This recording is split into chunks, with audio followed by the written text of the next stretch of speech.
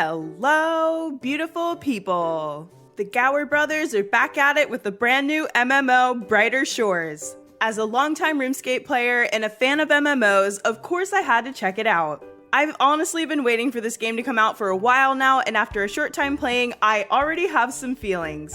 Are we going to abandon RuneScape for this hot new MMO? I don't know about all that, but it is a nice game with a lot going on for it in early release. So the question is Brighter Shores good, and should you give it a shot? Let's talk about it. Okay, first things first, pretty much every game launch has a number of issues, especially MMOs. So I wasn't surprised that my first hour or so spent trying to play was just refreshing the login screen, hoping to be able to play. Not everyone was experiencing login issues, and apparently there were a number of rollbacks before I could even get into the game. It is what it is. Just keep in mind when playing that there could be any number of bugs and server issues, and rollbacks are definitely possible. Once I was able to get in, I was honestly pretty impressed with the character creation options. They were very reminiscent of RuneScape. You can make your character look like it fits in the world of Brighter Shores, or you can go kinda super modern. I chose this comfy modern outfit to stand out in the guard.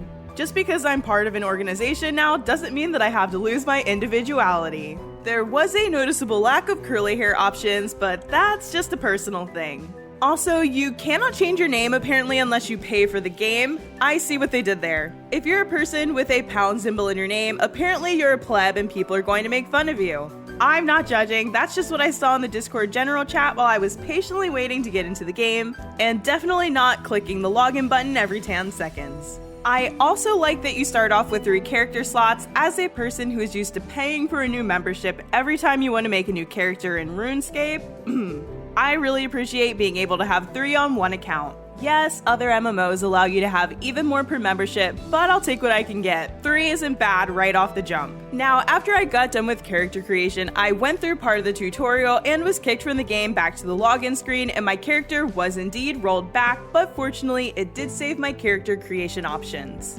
Let's talk about some of the things that I like about the game. I like the story and the interactions with the characters. You can choose to be a rule follower or be a little snarky and insolent when you talk to the NPCs, and I appreciate that. There's a lot of fun dialogue already, which is something that the Gowers are great at, so I wasn't surprised at all. All of my superiors in the guard are sufficiently disappointed in me and my attitude, which made me actually laugh. Another good thing is that there's already a sort of teleport system in the game, which is great because moving around is kind of awful. Maybe in the future they will change game movement up, but right now it kind of feels like they took an old school Zelda game and made it 3D in terms of how you get around. The camera angles are fine to play with. I honestly wish this was a WASD movement game and not a point and click. It would feel much smoother as WASD, especially with the way the map is laid out. I also like that even in just a short time playing, you get to experience several different landscapes: the village, the seaport, and the beach. Now let's talk about some of the things that I didn't like so much. I already talked about the movement. Clicking just doesn't feel right in this game.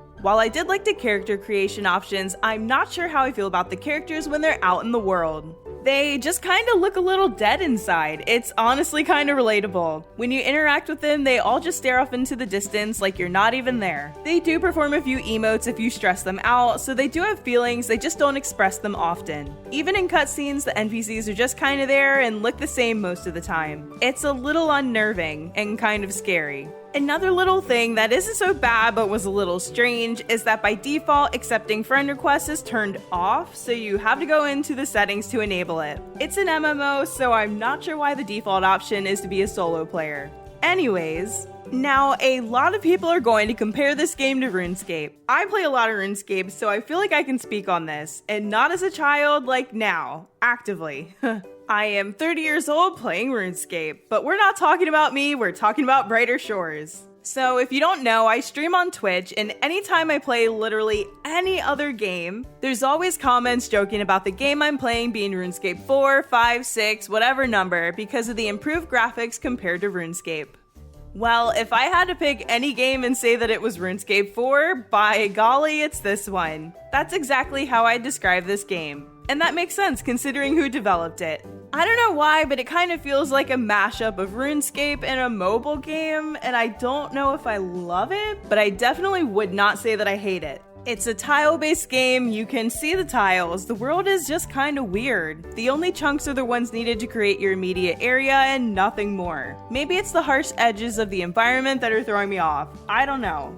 If you play RuneScape, you'll understand what I mean when I say that the Brighter Shores world kind of feels like you're inside of your player-owned house.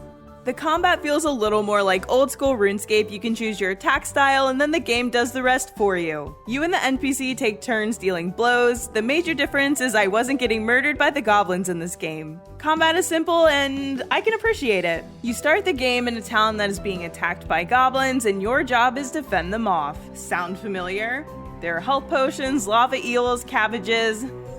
It's RuneScape 4. So that said, should you give it a try? I think that Brighter Shores is definitely worth playing, but it's not going to be for everyone. I think it'll appeal to a more niche type of gamer. If you already love RuneScape, I think you could fall in love with Brighter Shores. It's like a cozy old school RuneScape with better graphics and a hint of nostalgia. If you aren't a fan of point and click games, I mean, you're just not going to like this. The playstyle is slow, so if you're a fan of action combat or fast-paced gameplay, this is also not the game for you. If you're really into stories, I think that this could be a good game.